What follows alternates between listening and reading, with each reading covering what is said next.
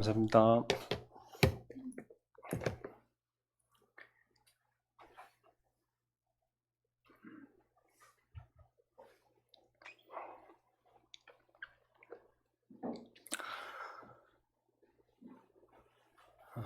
네. 갑자기 저희 교회보다 많은 수의 성도가 앉아있는 교회 와서 설교를 하려니까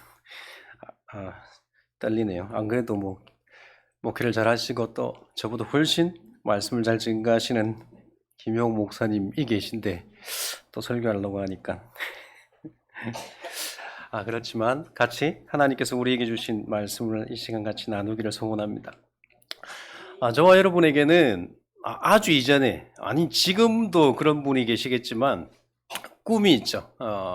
가정을 꾸미기 전에는 이런 가정을 꾸몄으면 좋겠다라고 하는 이상이 있었습니다. 저도 그렇고 여러분도 있었을 겁니다. 또 교회를 세우면서 똑같은 꿈을 꾸죠. 목사님도 그렇고 성도도 그렇고 우리 교회가 이런 교회가 되었으면 좋겠다라는 이상을 가집니다. 여러분은 어떤 교회 이상을 가지고 있습니까? 아니면 여러분의 삶의 이상, 어떤 이상을 가지고 있으십니까? 여러분이 생각하실 때 이상적인 교회, 이런 교회는 참 이상적인 교회다. 아니면 이런 성도의 삶은 이상적인 삶이다라고 생각하는 그런 이상이 있으십니까? 어떻게 하면 우리가 이상적인 교회, 이상적인 삶을 살아갈 수 있을까요? 그럴 수 있는 방법은 단 하나죠. 이상과 일상의 사이를 좁히면 됩니다. 그렇죠. 우리의 일상을 가까이 가져다 두면 점점 이상적인 교회가 되고 우리의 일상이 이상이 되어 버립니다. 그럼 여러분, 우리가 이상적인 삶을 살기 위해서, 우리의 일상이 이상이 되기 위해서 우리에게 필요한 것이 무엇이라고 생각하십니까? 그것을 알려고 하면, 우리의 이상과 우리의 일상을 좁히려고 하면 일상과 이상이라고 하는 그 차이가 얼마나 많은지 알면 되겠죠. 그걸 줄이면 되니까. 그럼 여러분, 이상하고 일상하고의 차이가 뭐죠? 쉽습니다. 굉장히 쉽습니다. 쉽게 생각하셔야 돼요. 잘 생각이 아니고. 이상하고 일상의 차이. 일상입니다, 일상. 왜냐하면 이상에서 마이너스 일상을 하면 뭡니까? 일상이잖아요. 안 그렇습니까? 이상에서 일상을 빼면 일상입니다. 제가 왜 이 말씀을 드리냐면, 여러분 생각보다 우리의 일상이 제대로 사라지면 이상이 되어버립니다. 어떻게 하면 우리의 일상이 이상이 되어지는지 오늘 본문을 통해서 우리가 한번 나누었으면 좋겠습니다. 먼저 예레미야 32장은 하나님께서 심판하신 이후에 하나님께서 어떻게 회복하실지 말씀하시는 31장과 33장 사이에 있습니다. 그러니까 31장, 32장, 33장 말씀은 하나님께서 이스라엘을 회복하시겠다라고 하는 말씀이죠. 그런데 32장은 시기상으로 시드기야 왕 때의 일입니다. 무슨 말이냐면 31장과 33장은 시드기야 시대가 아닙니다. 시드기야 시대는 어디에 나오냐면 뒤에 있는 37장과 38장에 나오죠. 그러니까 우리가 읽었던 32장을 시대 순서로 갖다 붙이면 어디에 붙여야 됩니까? 37장과 38장 있는 쪽에 붙여야 되는데 이 예레미야를 기록하고 편집하는 이 사람이 어떻게 했다는 겁니까? 지금 31장과 32장 사이에, 33장 사이에 32장을 두었다는 거죠. 여러분, 우리가 성경을 읽으면서 이것을 하나님의 말씀으로 봤지만, 여러분, 하나님께서 이것을 누구를 통해서 기록했습니까? 사람을 통해서 기록했습니다.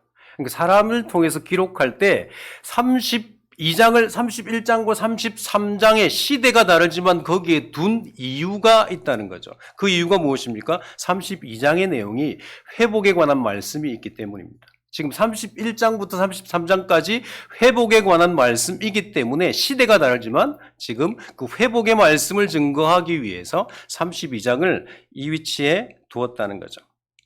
그리고 32장의 시대적 배경이 언제냐면 여러분 북이스라엘이 멸망했습니다. 이제 남유다밖에 남지 않았죠. 이 남유다가 이제 곧 멸망합니다. 남유다가 멸망한 시기가 주전 587년입니다. 그런데 지금 32장이 기록된 이 시기는 바로 한 해 전, 주전 578년입니다. 그러니까 1년 뒤에, 1년도 남지 않았습니다. 어쩌면 몇 개월 뒤에 남유다가 멸망하는 시기에 기록되었다는 겁니다.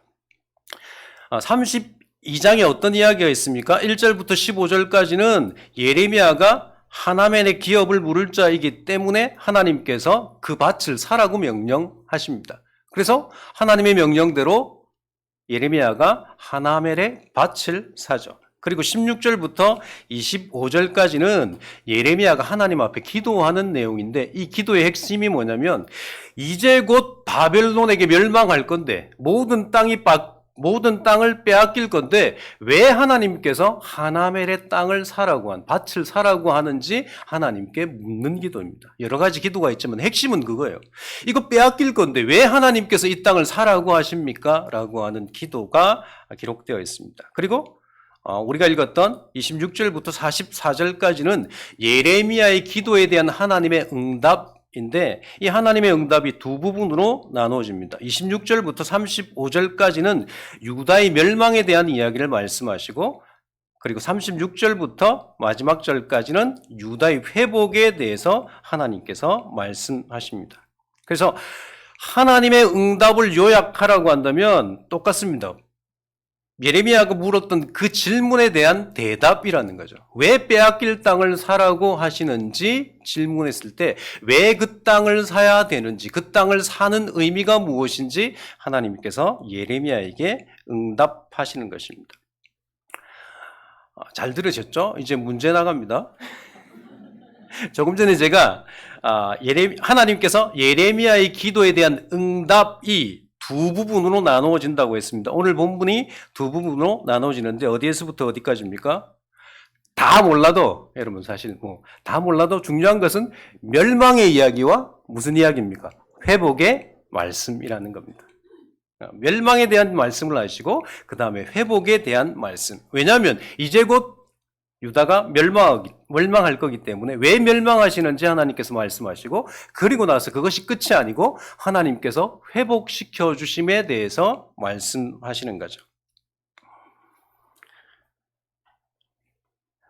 조금 전에 말씀드렸던 것처럼 유다는 이제 곧 멸망할 것입니다. 바벨론으로부터 멸망을 하죠. 포로로 잡혀갈 겁니다. 그런데 하나님께서 예레미야에게 무슨 말씀을 하십니까? 하나멜의 땅을 사라고 하는 거죠.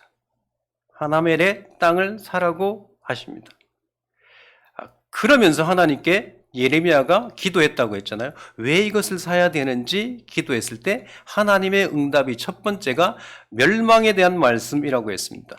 여러분, 이스라엘 백성, 유다 백성이 왜 멸망을 당해야 했습니까? 오늘 본문에 나와 있지만 구체적으로 33절부터 35절까지 나와 있습니다. 그렇지만 33절만 제가 읽겠습니다. 그들이 등을 내게로 돌리고 얼굴을 내게로 향하지 아니하며 내가 그들을 가르치되 끊임없이 가르쳤는데 그들이 교훈을 듣지 아니하며 받지 아니하고. 아멘. 무슨 말씀입니까? 유다의 멸망은 결국 무엇이라는 것입니까? 하나님께 등을 돌렸기 때문이다 라는 겁니다. 하나님께서 유다를 심판하시는 이유는 유다가 하나님께 등을 돌렸기 때문입니다. 예레미야의 기도에 보면 예레미야가 뭐라고 이야기합니까? 하나님께서 이스라엘 백성들을 애굽에서 구원하셨습니다. 그리고 하나님께서 가나안 땅에 살게 하셨어요. 하나님께서 기적을 베푸시고 하나님께서 구원을 베푸셨음에도 불구하고 이스라엘 백성들은 어떻게 했다는 겁니까? 하나님의 선택된 백성이고 하나님의 약속을 받았지만 하나님께 등을 돌렸습니다. 여러분, 왜 이스라엘 백성이 하나님으로부터 등을 돌렸을까요? 받은 게 너무 많은데. 그렇잖아요. 애굽에서 하나님께서 구원해 주셨어요. 40년 동안 광야에서 하나님께서 그들을 인도하셨습니다. 그리고 약속하셨던 땅, 아까 집사님께서 기도하신 것처럼 하나님께서 그 약속의 땅을 주셨잖아요. 그리고 지금 이스라엘 백성들이, 유다 백성들이 어디에 살고 있습니까? 그 땅에 살고 있습니다. 약속의 땅에 살고 있죠. 하나님의 역사를 맛봤고 하나님의 역사를 누리고 있었던 그 사람들이 왜 하나님을 배신하고 하나님을 거부했을까요? 왜 하나님께 등을 돌렸습니까? 35절에 그 답이 있습니다. 35절에 하나님께서 뭐라고 말씀하십니까? 이스라엘 백성들이 바알과 몰렉을 섬기기 위해서 하나님께 등을 쳤다는 겁니다. 여러분 이해가 되십니까? 하나님을 믿는 백성이 왜 우상을 섬기는 것 때문에 하나님을 버렸을까요?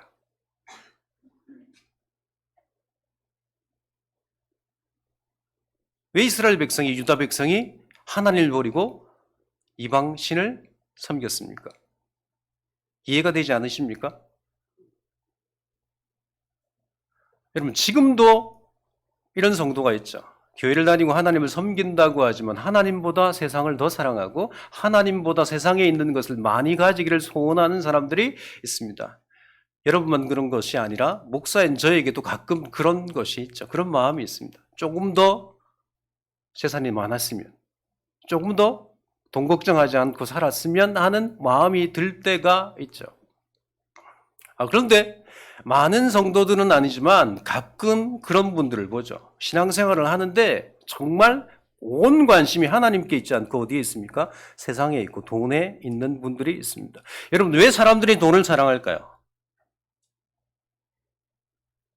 여러분은 사랑하시지 않지만 사랑하는 사람들이 있습니다. 왜 사랑하죠? 돈이 거의 모든 것을 다 해줍니다. 돈이 못하는 것이 몇 개 없어요. 정말 몇 가지 없습니다.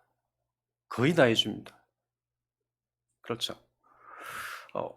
오늘은 좀 나왔는데 겨울에 저희 집에서 여기까지 오는데 한 20분, 25분 걸리거든요. 저번에 목사님께서 부탁하셨어요. 새벽에 온 적이 있는데 전에도 말씀드렸나요? 새벽에 집에서 차를 타고 겨울에 여기까지 오는데 제 차를 타면 히터가 탁 틀면 나오겠습니까? 안 나오겠습니까? 안 나옵니다.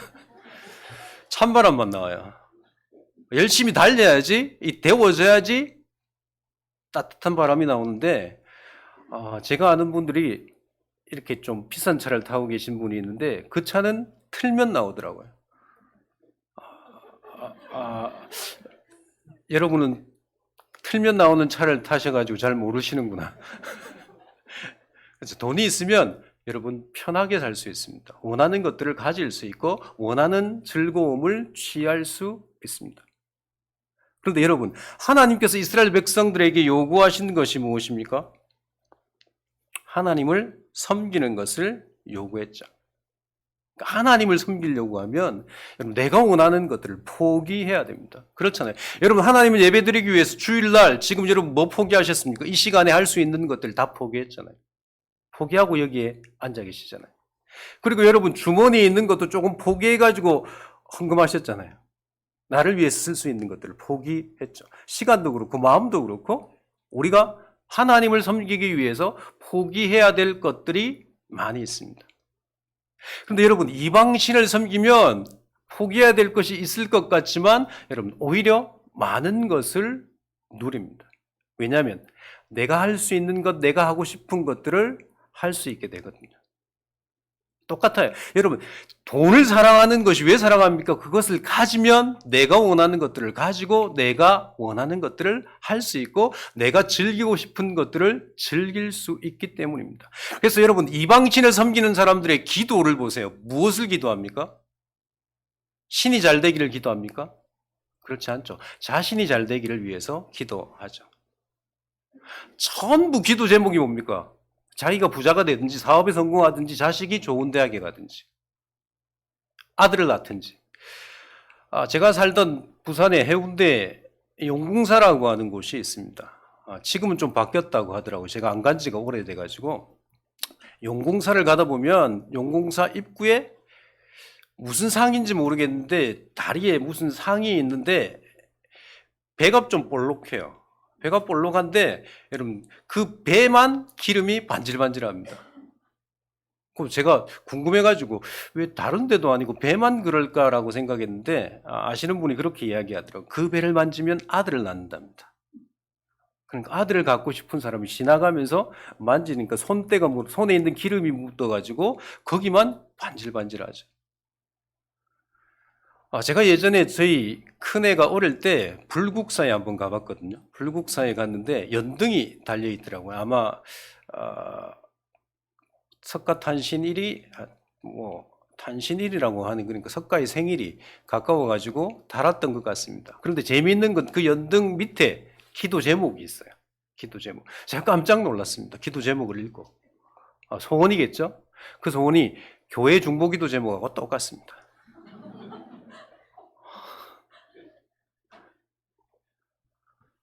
우리 남편 사업 잘 되게 해달라. 우리 아들 대학 들어가게 해달라. 지금 치료하고 있는 병 고쳐달라. 맞죠, 여러분?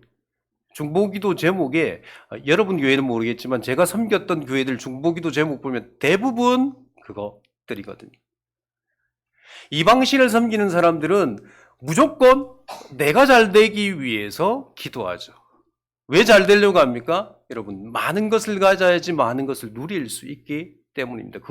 그것이 그 사람들의 목표이죠. 그러니까 이스라엘 백성이 이방신, 하나님을 버리고 이방신을 섬겼다고 하는 것은 무엇을 이야기합니까?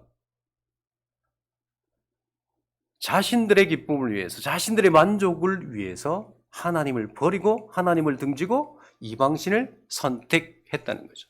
그래서 하나님께서 그들에게 경고하셨어요. 바로 심판하지 않았죠. 우리가 앞에서 살펴본 것처럼 예레미야도 그렇고 다른 선지자들도 그렇고 하나님께서 여러 번 경고하셨습니다. 돌이키라고 하나님께서 경고하셨음에도 불구하고 그들은 어떻게 합니까? 우상을 섬겼습니다. 그것뿐만 아니라 그 우상을 섬김과 동시에 하나님을 우상처럼 섬겼다는 겁니다. 이게 심각해요. 그냥 떠나서 그냥 멸망하면 좋을 것 같은데 그렇지 않고 하나님을 섬기고 있다라고 하는 위안을 받고 살아가고 있다는 겁니다. 아예 교회를 떠나서 살면 교회에 관계없는 사람이 되죠. 하나님과 관계없는 사람이 되는데 교회를 다니면서 이방신을 섬기는 거예요.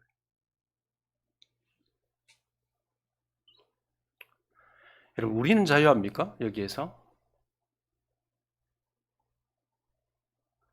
지금 하나님의 경고 앞에 있는 이스라엘과 유다 백성과 우리의 차이가 있습니까? 혹시 여러분 하나님을 섬기면서 아까 이야기했던 대로 중보기도 제목이, 교회 안에 있는 중보기도 제목이 교회 밖에 불교의 기도 제목하고 똑같은 이유가 무엇입니까? 우리에게 그런 제목들은 없나요? 있을 수 있습니다. 그렇지만 그것이 우리의 기도의 전부가 되면 안 되고 목적이 되면 안 되는 거죠. 그리고 그 기도가 점점 줄여야 됩니다. 그래야지 어떻게 된다는 겁니까? 우리가 원하는 이상으로 갈 수 있습니다. 우린 유다 백성과 다르다고 생각하면 안 됩니다. 우리가 있는 자리가 우리를 결정하지 않거든요. 우리가 예배드리고 있다고, 제가 설교하고 있다고 하나님의 사람이라고 주장할 수 없습니다. 하나님의 사람은 어떤 사람입니까? 어디에 있든지 누구를 섬기느냐에 달려있죠. 이스라엘 백성들, 유다 백성들이 그 땅에 살고 있고 성전에 가고 우리처럼 예배를 드리고 기도에 참석한다고 하고 있지만 그들 어떤 사람입니까? 하나님을 등진 사람들이었습니다.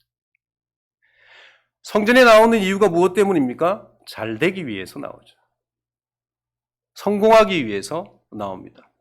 어려운 문제를 해결받기 위해서 나오죠. 혹시 우리도 이 자리에 있는 것이 정말 하나님을 섬기고 하나님의 다스림을 받고 하나님의 통치를 받아서 하나님의 뜻대로 살려고 하는 것이 아니라 하나님이 전능하시다고 하니까 내가 못하는 그 일을 하나님께서 이루어 주실 것을 믿고 이 자리에 앉고 그것을 바라고 하나님 앞에 헌금도 하고 헌신도 하고 있지 않느냐라는 겁니다. 분명히 성경은 예수님은 우리에게 무엇을 말씀하십니까? 하나님과 세상을 동시에 사랑할 수 없다 말씀하십니다. 세상을 사랑하면 내가 어디에 있든지 하나님을 사랑하지 않는 겁니다. 하나님을 사랑하면 내가 어떤 위치에 있든지 어디에 있든지 하나님을 사랑하는 거죠. 표시가 납니다. 사랑하면 표시가 나요. 제가 청년 때 저희 선배와 저희 동기 여자친구가 사귀었어요. 결혼을 곧 할 거예요. 그런데 그 두 사람이 사귀는 걸 청년들이 전부 다 알고 있습니다. 왜 알고 있습니까? 표시가 나거든요. 어떻게 표시내냐면 청년부 모임 때 막 손을 잡고 있어요. 자신들은 몰래 잡았다고 생각하는데 그것을 보는 사람들이 생각보다 굉장히 많이 있습니다. 그렇죠. 좋아하면 뭐가 달라요. 제가 저희 첫째보다 둘째를 어릴 때 너무 좋아했던 것 같습니다. 그래서 저희 아내가 밖에 있는데 방 안에서 제가 누구를 혼내면 누구를 혼내는지 알아요. 신기하게도. 왜냐하면 둘째를 혼내는 소리와 첫째를 혼내는 소리가 달라요. 왜 다른지 모르겠는데 저는 똑같이 한다고 생각했는데 달라요. 표시가 납니다. 사랑하면 표시가 나죠. 하나님을 사랑하고 하나님의 통치를 받고 있는 예레미야에게 하나님께서 명령하신 것이 무엇입니까? 기업 물을 자로 기업을 물으라는 것입니다. 하나멜의 밭을 사라고 말씀하죠. 예레미야에게 황당한 말씀이지 않습니까? 곧 망할 건데 지금 예레미야가 이때까지 예언한 것이 뭡니까? 하나님께서 그를 통해서 예언하게 하신 것이 바벨론으로 포로로 잡혀가게 될 거다. 그거잖아요. 그러면 지금 내가 산 땅, 누구의 땅이 됩니까? 내 땅이 안 되고 바벨론 사람들의 땅이 되는 것이 당연한 거죠. 그런데 그에게 하나님께서 하나멜의 밭을 사라고 하십니다. 왜 사라고 하십니까? 그가 하나멜의 기업 물을 자이기 때문입니다.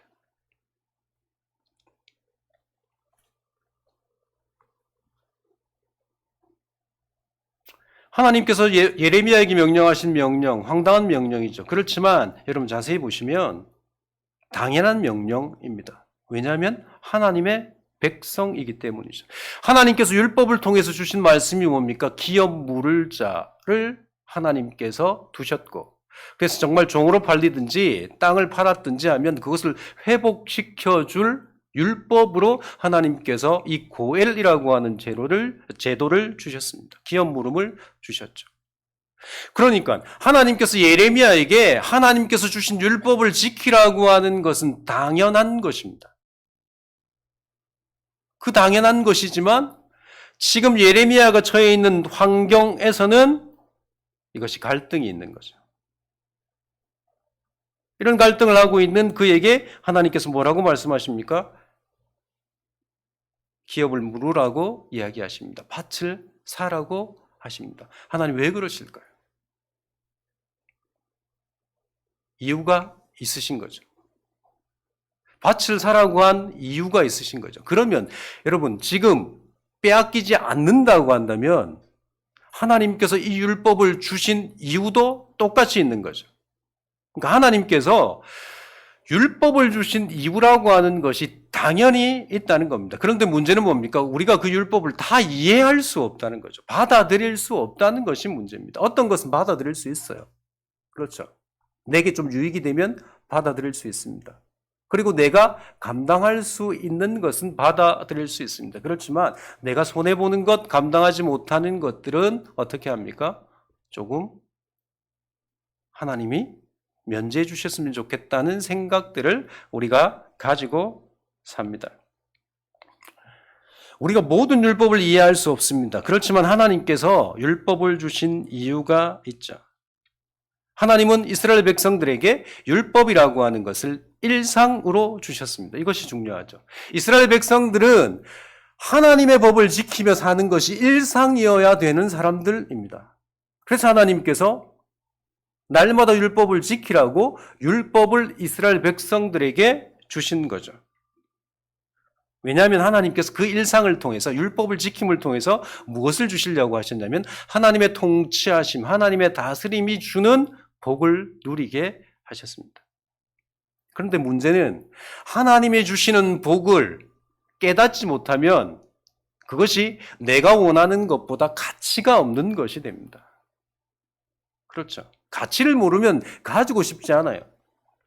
제가 어릴 때 아이들이 설날 때 세뱃돈을 받잖아요. 그 세뱃돈을 제가 정당하게 교환하는 방법을 찾았는데 어떤 방법을 쓰냐면 걔가 좋아하는 동전을 많이 주고 걔가 가지고 있는 지폐를 가져오는 겁니다. 걔는 굉장히 좋아요. 자기가 더 이익이 되었다고 생각합니다. 왜 그렇죠? 가치를 모르니까. 걔 가치에는 동전이 가치가 높고 종이는 별로 가치가 없습니다. 그러니까 동전을 많이 주면 몇 장 안 되는 지폐를 저에게 주는 거죠. 가치를 모르면 그것을 가지려는 마음이 없습니다. 사랑하고 싶은 마음도 없죠. 여러분, 우리가 왜 돈을 사랑하죠? 돈의 가치를 알기 때문에. 돈의 가치. 그렇잖아요. 저희 집에 예전에 형편이 안 좋아가지고 무선 청소기는 갖고 싶었는데 비싼 걸 못 사니까 싼 걸 샀어요. 싼 걸 조금 쓰다 보니까 여러분 문제가 뭐냐면 머리카락이 잘 안 빠져요. 그러니까 청소를 하고 또 머리카락을 주워야 되더라고요. 여름에 여러분 청소해 보셨습니까? 여름에 청소하면 그 진공 청소기에서 나오는 열이 저를 더 덥게 만듭니다. 그렇게 더운데 또 무릎을 꿇고 바닥에 있는 머리카락을 청소해야 돼요. 이런 힘든 것을 없애는 방법이 뭡니까? 돈 더 주고 좋은 청소기 사면 됩니다. 지금은 제가 이 돈을 좀 모아가지고 좋은 청소기를 샀거든요. 좀 싸게 샀지만 지금은 머리카락을 줍지 않습니다. 얼마나 편한지. 그러니까 여러분 돈이라고 하는 것이 우리를 편안하게 해요. 그러니까 더 갖고 싶어 하는 거죠. 그러니까 돈의 가치를 아니까 우리가 돈을 사랑하는 겁니다. 그런데 하나님께서 그런 가치인 세상을 사는 이스라엘 백성들에게 하나님의 율법을 주셨어요. 율법에는 하나님의 가치가 있음에도 불구하고 그 가치를 모르니까 이스라엘 백성들은 어떻게 합니까? 그 율법을 거부했다는 겁니다. 하나님의 율법을 거부하고 당장 세상이 주는 가치, 세상이 주는 이익들, 그것을 얻기 위해서 무엇을 섬겼다는 겁니까? 바알을 섬긴 거예요. 여러분, 이스라엘 백성들이 처음부터 바알을 섬기려고 했습니까? 그렇지 않죠. 잘 아시는 대로 가나안 땅을 점령했습니다. 가나안 땅이 들어왔어요. 하나님께서 승리를 주셨습니다. 여호수아가 말년에 뭐라고 이야기합니까? 나와 내 집은 하나님을 섬길 테니까 너희가 정말 하나님을 섬기지 않으려고 하면 이방신을 섬기라. 그러니까 이스라엘 백성들이 다 어떻게 합니까? 우리가 하나님을 섬기겠다라고 이야기했던 사람들입니다. 처음부터 하나님을 떠나지 않았어요. 그런데 왜 시간이 지나면서 하나님을 떠났을까요? 이스라엘 백성들은 농사를 지어본 적이 한 번도 없습니다. 광야 생활 40년 했죠. 그 전에 목축업을 했죠. 그러니까 농사 짓는 방법을 몰라요. 그럼 여러분 농사 짓는 방법을 모르면 누구에게 배워야 됩니까? 아는 사람들에게 배워야 되죠. 그러니까 이 이방인들에게 배워야 돼요. 그래야지 농사가 잘 됩니다. 풍성한 삶을 살 수 있습니다. 그런데 이 이방인들이 뭐라고 이야기합니까? 이방신을 섬겨야지 풍성하게 살 수 있다고 합니다. 그래서 이 사람들이 이방신을 섬긴 거예요. 하나님을 아무리 섬겨도 하나님은 농사를 잘 되게 하시는 분이라고 믿지 않았기 때문에, 전쟁의 신이라고 믿었기 때문에.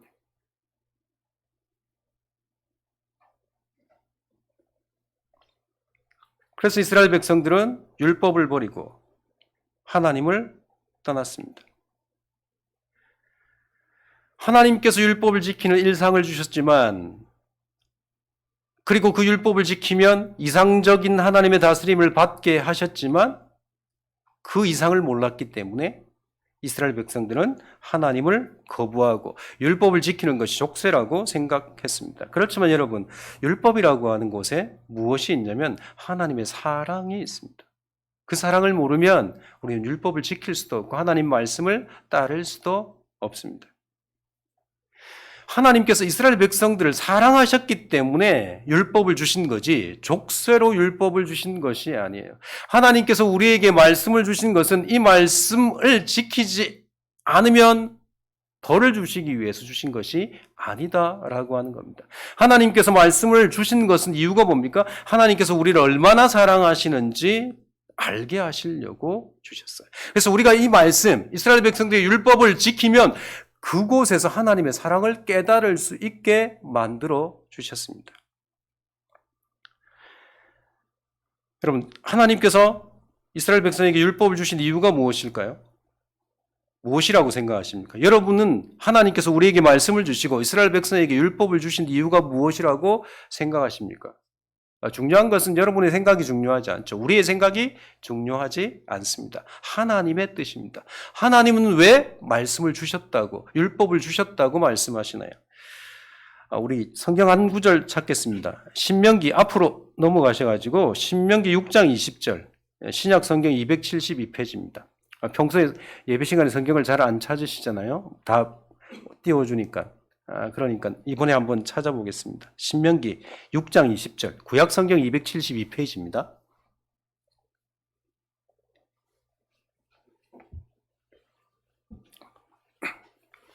신명기 6장 20절. 손보다 타자가 빠릅니다.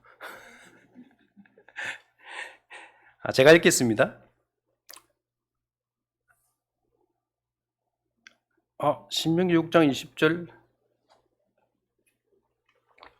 죄송합니다.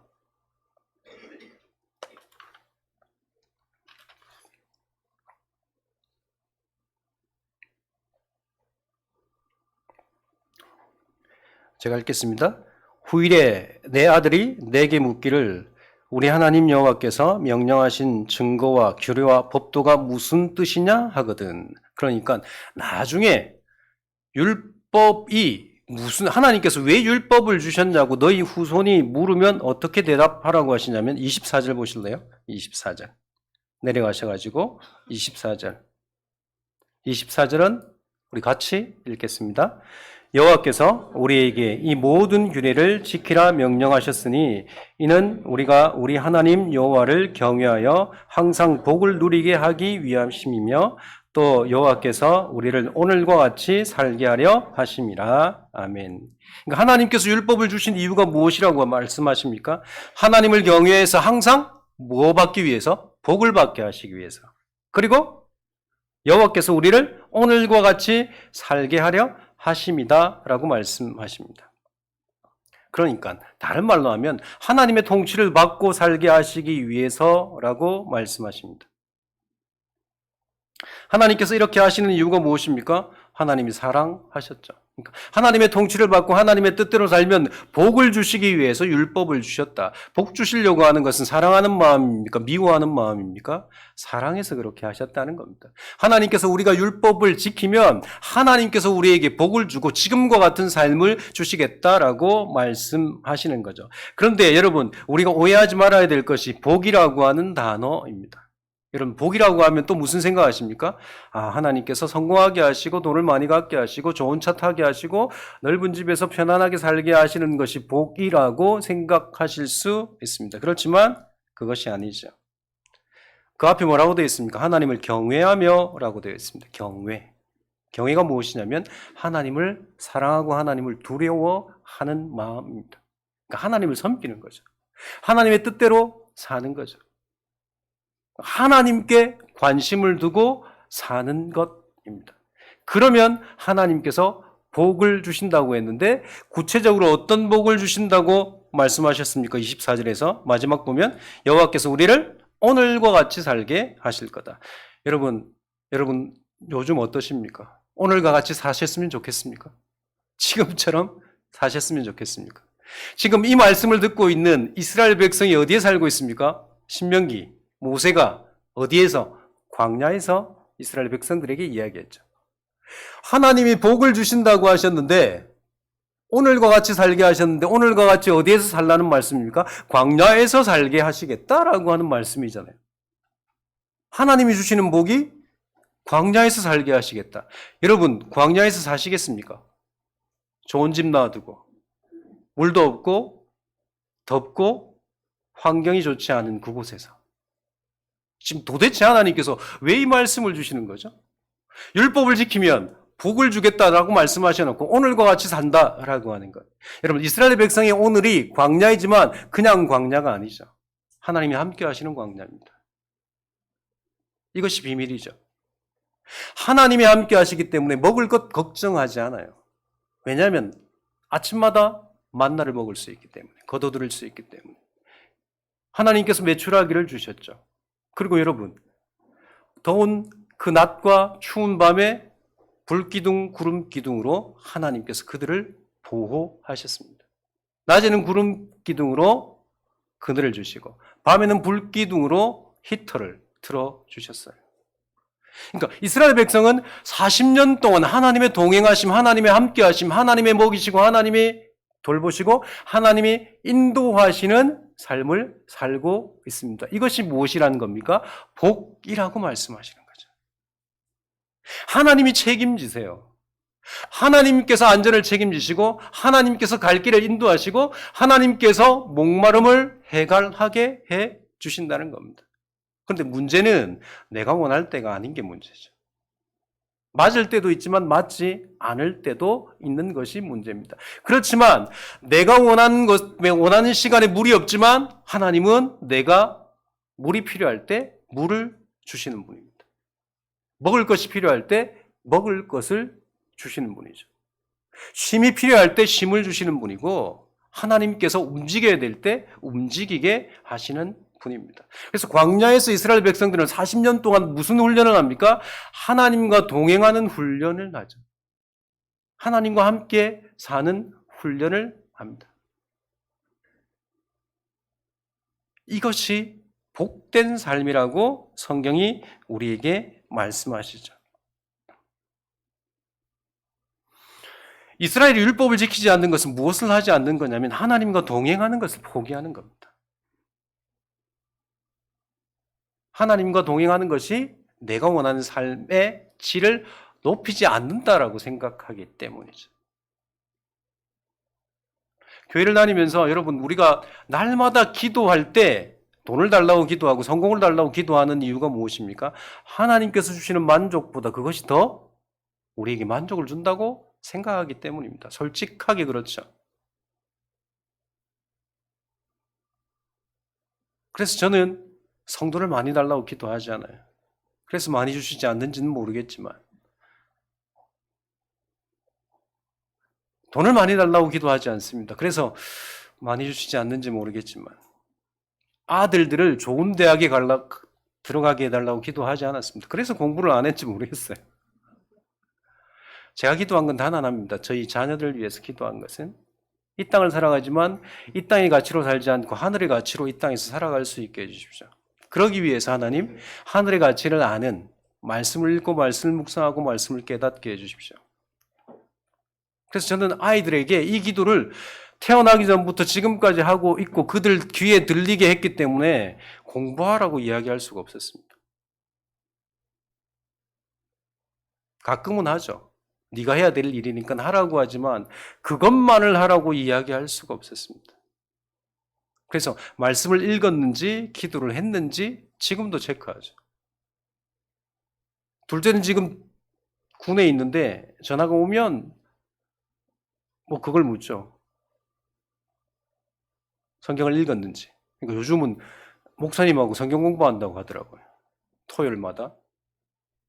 저희 첫째는 지금 호주에 있는데 일하러 갔습니다. 워킹 할리데이로 일하러 갔는데 걔한테도 그렇게 물어요. 성경 읽고 있냐.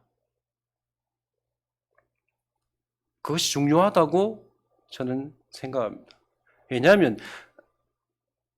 그것이 제가 말씀을 통해서 깨달았던 것이고 그것이 하나님의 백성의 기도 제목이라고 생각했습니다. 그래서 저희 교회도 하나님의 가치로 사는 그런 성도들이 되고 교회가 되었으면 좋겠다라고 생각합니다. 그래서 그렇게 기도하고 있죠. 이스라엘 백성들이 율법을 지키지 않은 것은 하나님의 동행을 포기한 삶이라고 말씀드렸습니다. 하나님의 동행이라고 하는 것은 하나님의 다스림이고 하나님의 통치죠. 하나님의 통치. 그 하나님의 통치로부터 오는 것이 무엇이냐면 여러분 돈이 아닙니다. 성공이 아니고 합격이 아니죠. 하나님의 통치로부터 오는 것은 여러분 평강과 은혜와 기쁨입니다. 이것이 하나님 나라의 특징이에요. 하나님이 주시는 평강과 은혜와 기쁨이 있으면 여러분 내가 무엇을 가졌느냐에 상관없습니다. 내가 어떤 위치에 있는지 상관없어요. 어떤 병에 걸렸는지 얼마나 건강한지 상관없습니다. 하나님은 우리에게 달란트에 따라서 주시죠. 물질을 주십니다. 그것은 달란트일 뿐이에요. 그것 가지고 하나님 평가하지 않습니다. 여러분 마태복음에 나온 달란트 비유를 자세히 보시면 5달란트 받은 사람, 2달란트 받은 사람, 5달란트 받은 사람은 5달란트 남겼습니다. 2달란트 받은 사람은 몇 달란트 남겼습니까? 2달란트. 우리의 가치로는 누가 더 많이 남겼습니까? 5달란트 남긴 사람이 더 많이 남겼죠. 더 많은 재산을 가지고 있습니다. 더 행복한 삶을 살 것 같죠. 그렇지만 주님의 평가를 자세히 보시면 이 5달란트 남긴 사람이나 2달란트 남긴 사람에게 말씀하실 때 글자 한자 틀리지 않고 똑같이 말씀하십니다. 착하고 충성된 종아라고 말씀하시죠. 여러분이 땅에서 많이 성공한다고 하나님 기뻐하시지 않아요. 여러분이 많이 헌금한다고 하나님 그렇게 기뻐하지 않습니다. 왜냐하면 하나님 다 가지고 계신 분이거든요. 그렇잖아요. 내가 100억의 재산을 가지고 있는데 내 아들이 나한테 가까이 오지 않고 날마다 달마다 100만 원씩 송금해 주는 거면 송금해 준다고 하신다면 여러분 기쁘시겠습니까? 그렇지 않죠. 자녀도 보고 싶고 손주도 보고 싶은데 안 보여주고 돈만 보내주면 여러분 기쁘시겠습니까? 돈이 없으면 그래도 낫다라고 생각하겠지만 내가 100억이 있으면 그건 아무것도 아니잖아요. 하나님께 우리가 아무리 충성한다고 해도 아무리 많이 드린다고 해도 하나님께 만족을 드릴 수 있습니까? 그렇지 않아요. 하나님 그것 가지고 만족하시는 분은 아니죠. 하나님께서 저와 여러분에게 요구하시는 것이 무엇입니까? 단지 하나님을 사랑하기를 원하십니다. 하나님 우리를 사랑하시듯 하나님께서 우리에게 하나님을 사랑하기를 원하시죠. 그래서 하나님을 사랑하면 어떻게 하는 겁니까? 율법을 지키게 되고 말씀을 지키게 돼요. 주님께서 그렇게 말씀하셨죠. 나를 사랑하는 자라야 나의 계명을 가지고 지키는 자라야 나를 사랑하는 자니. 말씀을 지킨다고 하는 것은 사랑해서 지키는 겁니다. 사랑해서 지키지 않으면 그것은 지키지 않는 것이다 라고 하는 거죠. 이스라엘 백성들은 어떤 삶을 살았습니까? 지키지 않는 삶을 살았어요. 그래서 하나님께서 멸망시키시겠다라고 말씀하셨어요. 일상으로 율법을 주셨고 그 율법으로 살면 이상적인 삶을 살게 하시겠다라고 약속하셨는데 그들은 이상적인 삶을 포기하고 그 일상을 자신들이 원하는 것으로 채워버렸습니다. 그러니까 자기들이 원하는 것은 누릴 수 있었을 거예요. 그렇지만 여러분 뭐를 누리지 못했습니까? 이상적인 삶을 누리지 못했어요. 이상적인 삶이 뭡니까? 하나님의 통치죠. 하나님의 통치. 여러분 27절 보실래요? 오늘 본문 27절에 이렇게 말씀합니다. 나는 여호와요 모든 육체의 하나님이라 내게 할 수 없는 일이 있겠느냐. 하나님이 전능하신 분이죠. 여러분 그런데 여러분 하나님이 전능하시다고 하는 것을 믿습니까? 믿는다고 말씀하실 거예요. 그렇지만 여러분 경험하셨습니까? 경험되지 않은 삶은 그냥 지식일 뿐입니다. 하나님을 경험하지 않고 하나님을 만나지 않고 하나님을 믿을 수가 없어요. 하나님이 얼마나 저를 사랑하시는지 여러분을 사랑하시는지 알지 못하고 하나님을 사랑할 수가 없습니다. 그렇죠. 하나님께서 그래서 지금 이스라엘 백성들을 뭐 하시는 겁니까? 멸망시키겠다고 말씀하시는 거예요.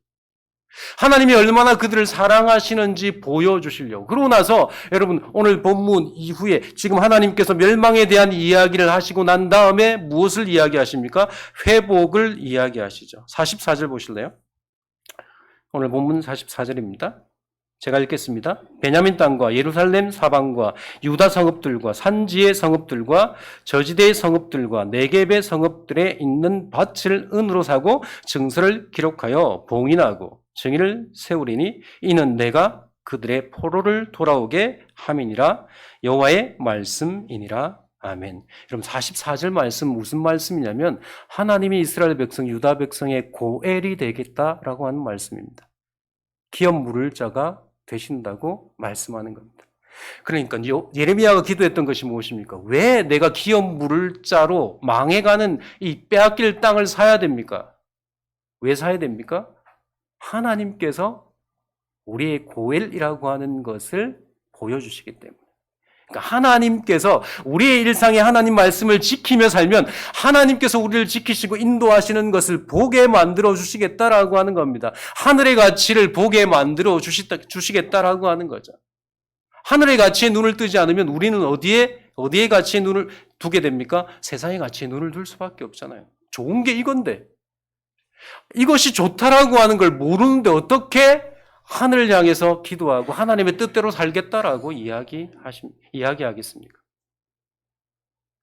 우리 일상에서 우리가 하나님의 말씀을 지키며 살아가면 하나님께서 우리 이상을 보게 하십니다. 하나님의 통치와 다스림을 누리게 하십니다. 무엇으로요? 하나님의 은혜와 평강, 기쁨으로 그것을 누리게 하십니다. 하나님이 주시는 은혜, 하나님이 주시는 평강, 평안이라고 하는 것은 여러분 편안한 거하고 달라요.